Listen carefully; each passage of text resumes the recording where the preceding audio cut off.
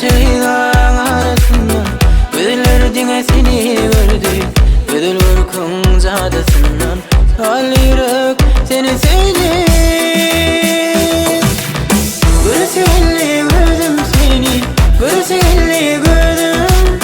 Droseyle yanındasın, droseyle yarım.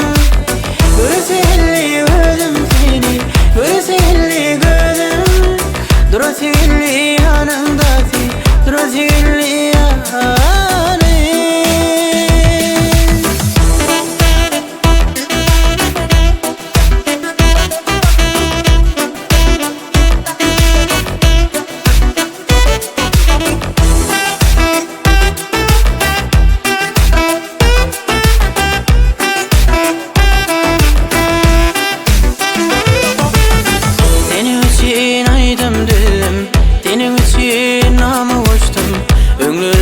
Seyilmedi, bağıt kapıyım sana açtım. Senin için aydım dilim, senin için namı koştum. Ömür bile seyilmedi, bağıt kapıyım sana açtım. Görseyle gördüm seni, görseyle gördüm. Droseyle yanındasın, droseyle yarım. Görseyle gördüm seni, görseyle gördüm. Droseyle yanındasın, droseyle yarım.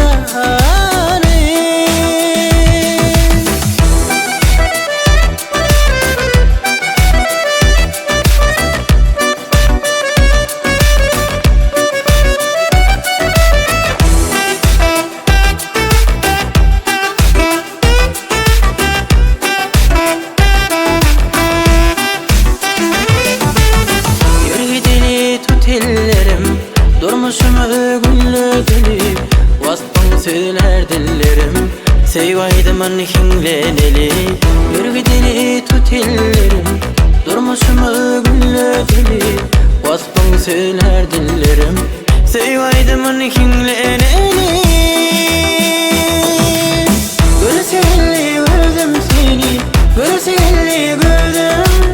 Droseyle yanındasın, droseyle yarım. Görseyle gördüm seni, görseyle gördüm. Droseyle